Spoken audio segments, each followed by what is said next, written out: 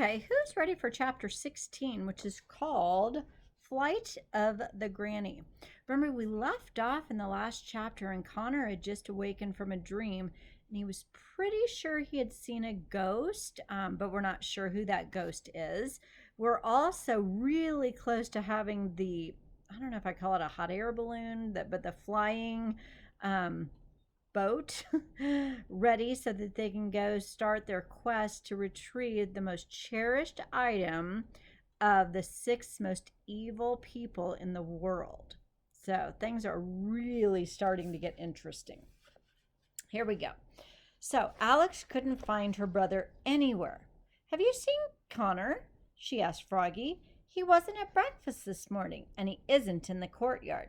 No, I haven't seen him since yesterday, Froggy said. Did you check his room? Maybe he fell ill. Alex hoped this wasn't the case, as they were on the eve of their expedition. She climbed the stairs to his bedroom to check on him, praying he wasn't sick. Connor? Alex said as she knocked on the door. Are you in there? There was no response, so she just twisted the handle and pushed open the door without an invitation. Connor was sitting straight up on his bed. He stared off into the distance, lost in thought. A small dribble of drool spilled from the corner of his mouth. Are you feeling all right? Alex asked. What? Connor said with a jump. He hadn't even noticed the door open. You don't look well, Alex said. Are you sick? Connor had to think about it. No, he decided. At least I don't think I am. His gaze drifted off again toward his bedroom window. Then what is the matter? Alex said. You look like you've just seen a... Yeah. Connor's face jerked in her direction, and he looked absolutely horrified, but didn't make a sound. Alex's figure of speech had accidentally uncovered the truth. Wait a second, Alex said. Did you actually see a ghost? Bingo! Connor's eyes darted around the room. He didn't know how to explain this. It happened last night. I woke up and it was just standing there staring at me, Connor proclaimed with bombardic gestures. Who was staring at you? Alex asked.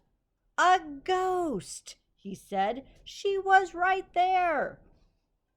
I was just being sarcastic, Alex said. You're telling me you actually think you saw a ghost.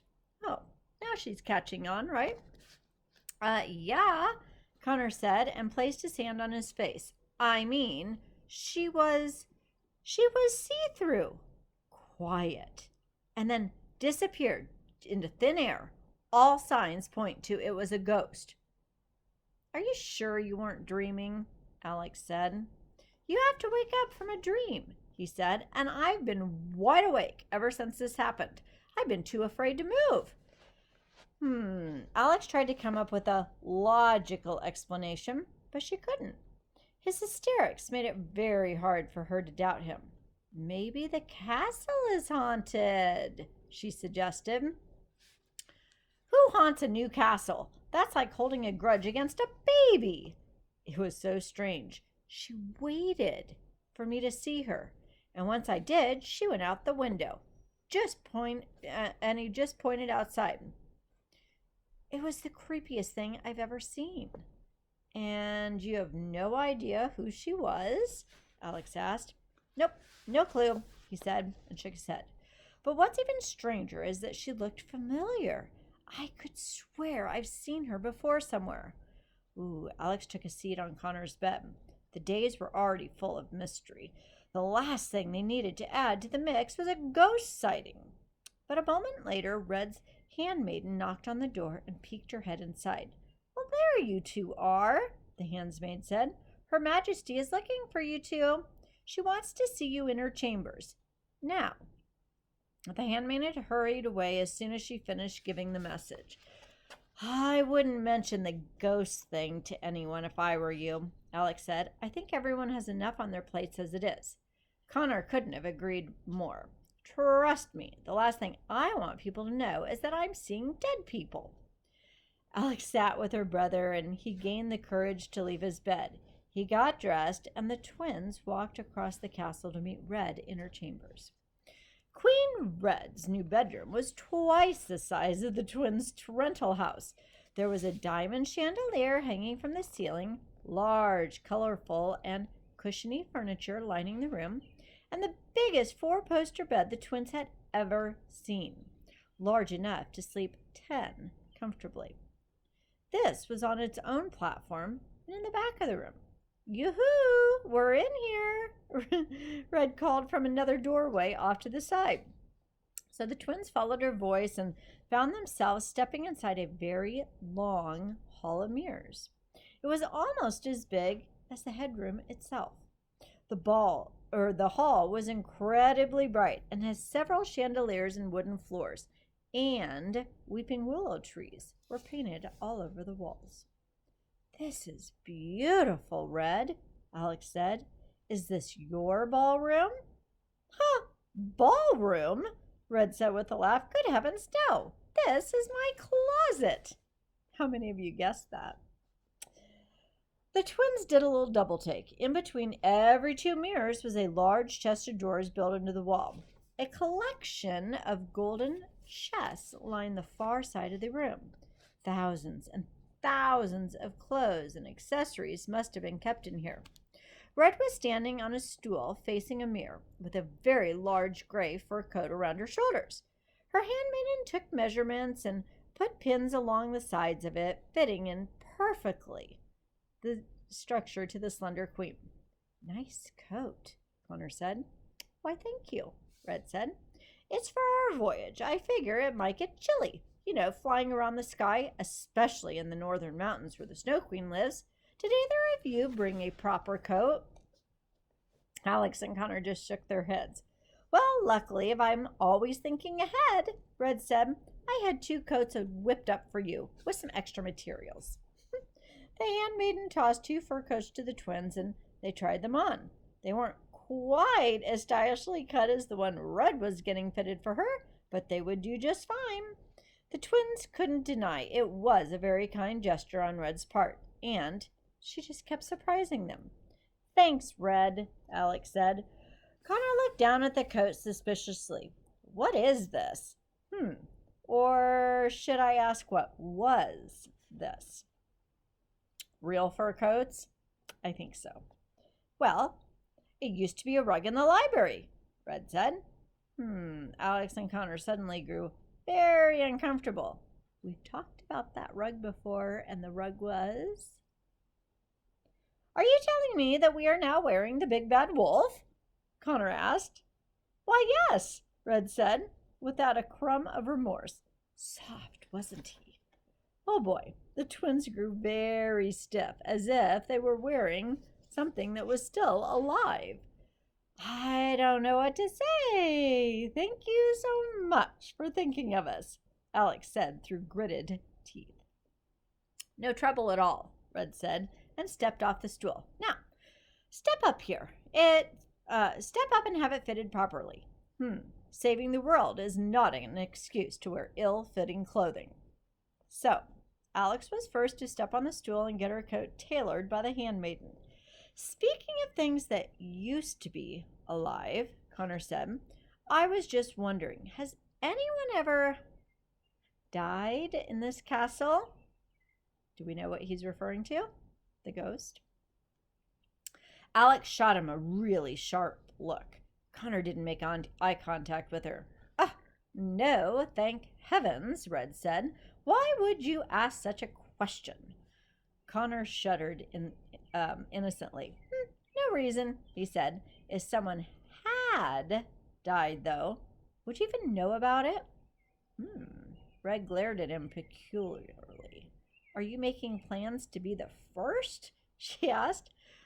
"Of course not," Connor said. I was just curious. Forget I even mentioned it." So, the handmaidens finished pinning Alex's coat, and Connor was next. Goldilocks entered the closet a few moments later. Her eyes had to adjust from all of the lights. "Where am I?" Goldilocks said, shielding her face from the chandeliers. "You're in my closet," Red said with an eye roll. "Poor thing. has been living like an animal for so long she can't even recognize a closet, she whispered to the twins. For a moment, I thought I just stepped onto the sun, Goldilocks said. So, the ship is almost complete and we'll be heading out soon. We need a chest. Froggy said I could find one in here. Oh, did he? Red said, and looked a little annoyed with Froggy. Well, he was mistaken. I'm afraid all the chests up here are full. Goldilocks ignored her. She saw the line of them in the back of the hall and headed towards one. Oh, perfect, Goldilocks said. She opened it, dumped a pile of high-heeled shoes out of it. Excuse me, I need that, Red said. Well, we need it more, Goldilocks said, and started dragging the empty chest out of the closet. For what? Well, we're going to fill it with supplies, Goldilocks said. You know, weapons, lanterns, ropes, things we actually need for the trip. Your shoes will just have to be homeless for the time being. Goldilocks dragged the chest out of sight. Red looked after her for a moment with a very puzzled expression on her face. Sometimes when I talk to her, I feel as if I'm not speaking to another woman, but to another, species altogether. That afternoon, the twins decided to go with Jack to plant the magic beans. Jack figured it was best to plant the beans in the same soil as the previous beanstalk, so they walked through the village and headed to his former home just on the outskirts of town.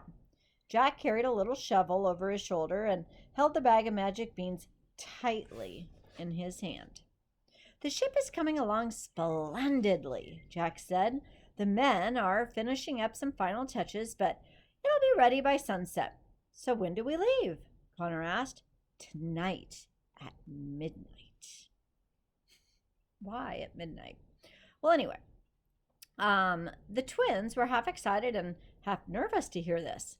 And we have 5 places to stop, 6 including wherever the enchantress keeps her most prized possession, Alex counted. So where will we be going first? It is important that our course is not predictable, Jack said. I reckon by our 2nd or 3rd stop, word will reach the enchantress about our little escapade. We have to keep her guessing where we'll be headed. We should start with the Snow Queen first. Begin our adventure with a bang. Then we'll go south to the wicked stepmother's estate. And by then, the beanstalk should be grown and we'll just come back here for the giant's castle. Then we can head northeast to collect pieces of the evil queen's mirror and south again for the sea witch's jewels. Oh, is that all? Connor said sarcastically again. Hopefully we'll figure out what Esmea's most prized possession is before we get to the sea witch. Yeah, hopefully, Connor said. So they walked for a little bit longer and Jack's old house appeared in the distance. Both of them. Remember? A wooden shack Jack lived in with his mother when they were poor sat in front of a large and elegant manor that had been built after acquiring the riches from the giant. So Jack stopped walking when he saw his old home. What's wrong? Alex asked, looking back at him. Oh, nothing, he said. I just haven't been back in a really long time. We know how you feel, Connor said.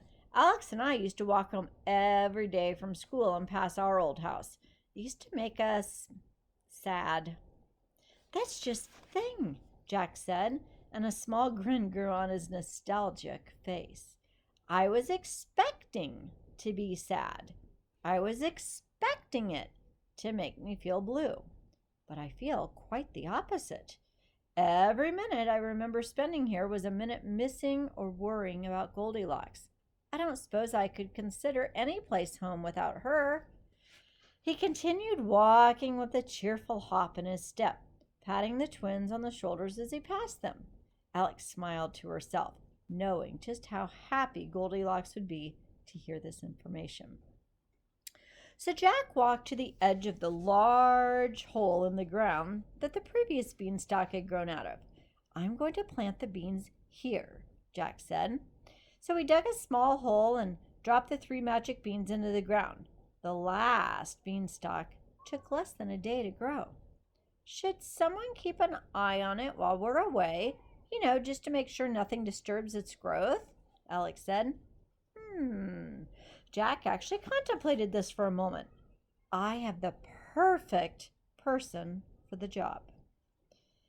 So before he reached the large home, 2 windows in the front of the house burst open.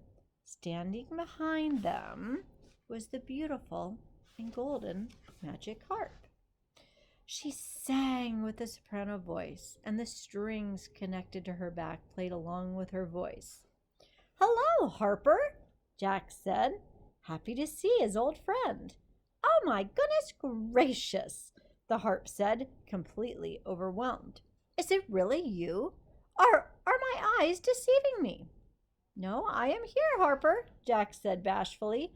"I'm so sorry I haven't written or visited. I just couldn't risk being seen." Then the harp instantly burst into a triumphant song. "Oh, Jack, my Jack, the Jack is back. You almost gave this harp a heart attack. But now I no longer need to be concerned, for Jack, my Jack, the Jack has finally returned." The twins couldn't help but applaud the song. She was a one-woman show. "I remember you two." A lot of people say that about the twins, don't they? It's been ages since I saw you last." "It's been a year," Connor said. "Only a year?" the harp said in complete amazement.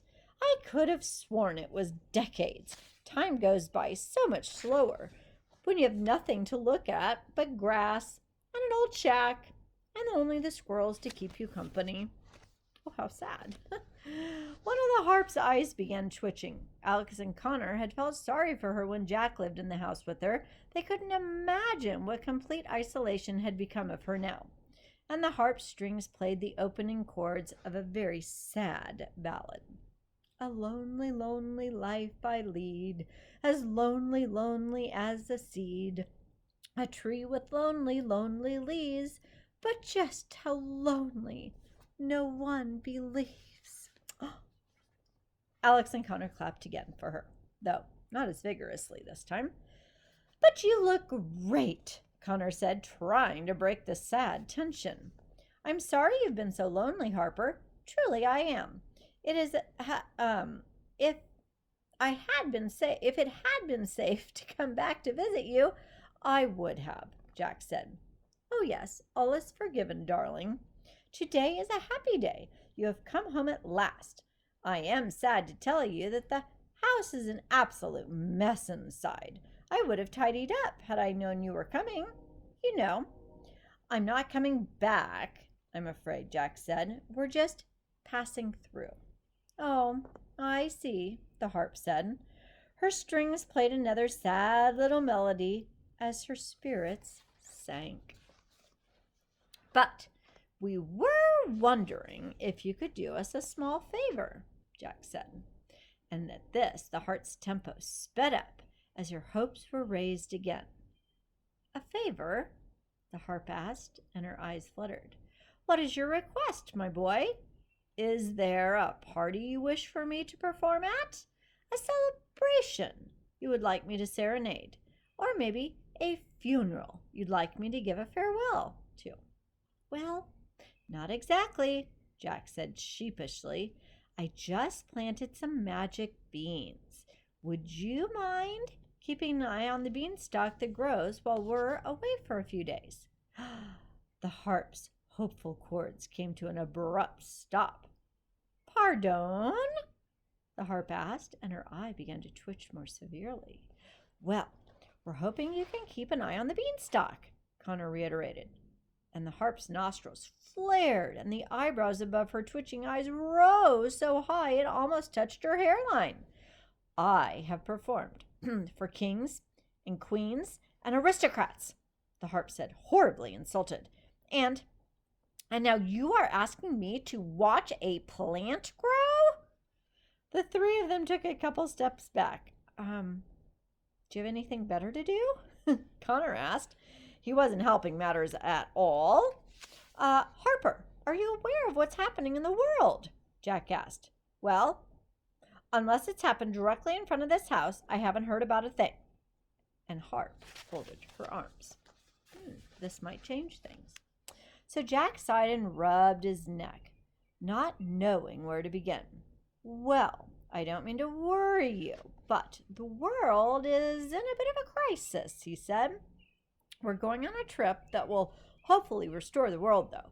So if you could just keep an eye on the beanstalk as it grows, we would so much appreciate that. The Harp snorted and looked away from them. I suppose this is my new life now. Overly dramatically. The former renowned entertainer for the royal and rich is now a plant sitter. How low have I fallen? But a clever smile appeared on Jack's face as another idea came to him. In exchange, Jack said, I'm going to have you move to Queen Red Riding Hood's castle. You could perform for the queens and all her servants all day long. Connor laughed into his fist, poorly disguising it as a cough. The Harp tried her very best to concentrate and think about this, but it was obviously the most exciting proposal she had received in decades. A symphony of exhilaration was coming from her strings. I will have to consider, the Harp said with half a smile, but they all knew her answer. I will let you know if I decide to move into the Queen's castle upon your return. But for now, yes, I will keep an eye on your little beanstalk. Now, if you'll excuse me, I must practice my scales. So the Harp quickly shut the window and went to work on her vocal exercises. Way to go, Connor said as he patted Jack on the back. Aside from rescuing her from the giant, you probably just made her century, Alex said. Jack again chuckled to himself. I'm not sure who I feel worse for, he said. Harper, for leaving her alone for so long, or Red, for sending Harper to live with her. The twins laughed and as they headed back to the castle. So, the twins packed all their things and met the others downstairs in the courtyard at midnight. Connor was too scared to be by himself, so he didn't let Alex out of his sight all day long. He was afraid if he was alone, the ghost would pay him another visit. Well, the flying ship had come a very long way from the sketches in the library. The enormous vessel filled the entire courtyard, made of woven pieces of wood. It looked like a giant ship-shaped basket. The carpenters had the ship on its side and were attaching the balloon and sails to the top of it. Oh, Granny, the balloon and sails look terrific, Red said. And she was right. Although it was deflated, the twins couldn't deny that Granny and the little old woman had stitched together an impressively durable balloon. In fact, the balloon looked sturdier than the actual ship. Oh, thank you, sweetheart, Granny said. We were so honored to be a part of this. Who's a tart? The little old woman asked. Once the entrepreneurs were finished attaching the balloon and sails, they ignited a large lamp-like object in the center of the ship. Carefully, with Jack's commands, the balloon and sails were filled with hot air, and the ship was pulled upright. Goldilocks dragged the chest she had filled with supplies onto the ship. Once she climbed aboard, she was surprised to discover the entire deck had been filled with dozens of other chests and trunks. Whose could they be? Yes. What's all this? Goldilocks called down. Those are Queen Red's supplies, the third little pig said. What supplies? Goldilocks said with an irritated glance. Oh, just relax, Goldilocks, Red yelled up to her. I wasn't sure how long we'd be gone for, so I made sure to bring plenty of wardrobe options. Goldilocks visibly bit back her frustration and made sure everything was properly tied down for their launch.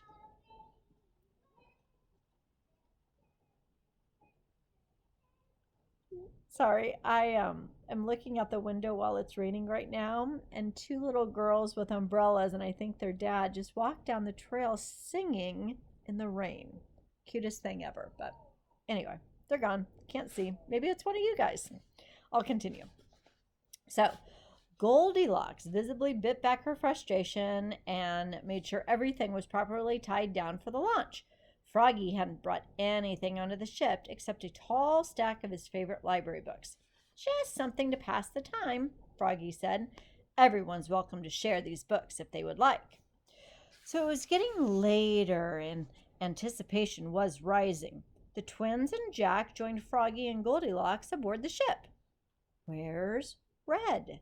Jack asked after doing a heads count. Wait, just a second, Red said. She had quickly run back to her chambers to change for the third time. She wanted her outfit to be perfect for their maiden voyage. And a basket hung from her arm, like a purse, and she pulled out a very fancy bottle of champagne from inside. Red cleared her throat. I would like to make an announcement. Would you mind? Do they have a choice? Before he could agree to it, Red stepped on top of the third little pig so that she could get a, nicer view of all the carpenters in the room. Make it quick, Red. We have to be as far away as possible by sunrise. So Red waved her off like she was a hovering insect. She waved off Goldilocks. I wanted to thank all the men, women, and pigs alike for working tirelessly around the clock to build this ship. You have made your kingdom and your queen very proud. It is an honor to be among citizens of your courage, strength, bravery, and spirit, Red said. And the courtyard erupted, of course, in applause. It wouldn't be a proper launch without a proper christening, she went on, raising the bottle. So, I would like to dedicate this ship in the name of my grandmother. May it forever be known, there's the title of the chapter, as HMS Granny. So she smacked the bottle on the side of the ship and it burst into a fizzy explosion. Granny smiled, touched by her granddaughter's dedication. Red wiped her hand on the third little pig. Now, somebody come clean this up, please, she ordered, and she finally boarded the ship. Everyone brace yourself for takeoff, Jack shouted. He pulled a lever near the flames and it grew 4 times in size. Do we know this is going to work? Anybody a little anxious? Goldilocks and the twins gripped the banister. Froggy took hold of the large steering wheel. He gulped, and his thin frog legs trembled. But he was ready. The Granny, as Red had just declared it, smoothly rose higher and higher and higher through the courtyard. The carpenters cheered from below. The twins held their breath, hoping nothing would go wrong on this first ascent. And within moments, they were rising past the tops of the castle's highest towers and into the open sky. We did it! We did it! The twins shouted. We're flying! We're flying! It was so peaceful and serene. A cool night breeze blew past them as the Red Riding Hood grew smaller and smaller. Froggy delicately turned the steering wheel and the sails position, and the ship was heading northeast. The twins couldn't fight off a very proud smile that they shared with the others. Their vision had become a reality, and their flight had officially begun. Chapter 17 is the Snow Queen. So it looks like overnight we're going to get to the Northern Kingdom. Till tomorrow.